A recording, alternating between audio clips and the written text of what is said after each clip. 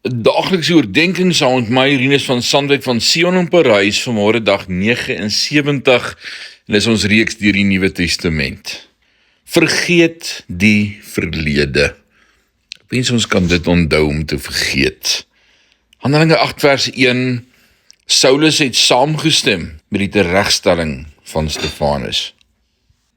Hierdie Saulus sou natuurlik dader bekend word as die apostel Paulus.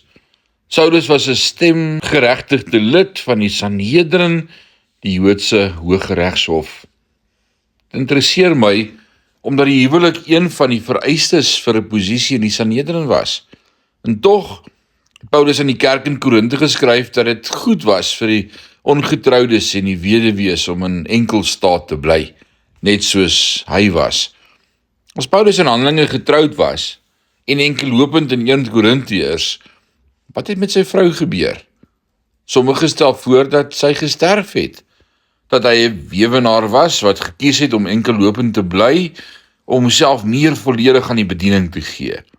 Baie meer waarskynlik, gebaseer op die skrifte van die vroeëre kerkgeskiedenis, is egter dat Paulus sy vrou hom verlaat het. Toe hy bekeer is, het sy uitgeloop en nooit teruggekom nie. Hoe dit ook al sy, is interessant dat Paulus nie die storie vertel nie.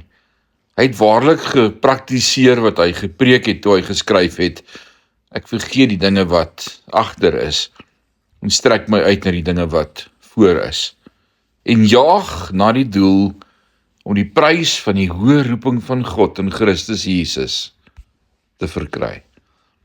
As jy in die verlede seer gemaak is, kan Paulus dalk vandag vir jou 'n voorbeeld wees.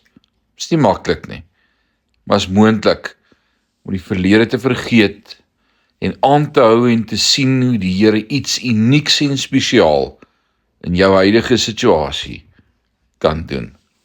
Die Here seën jou. Amen.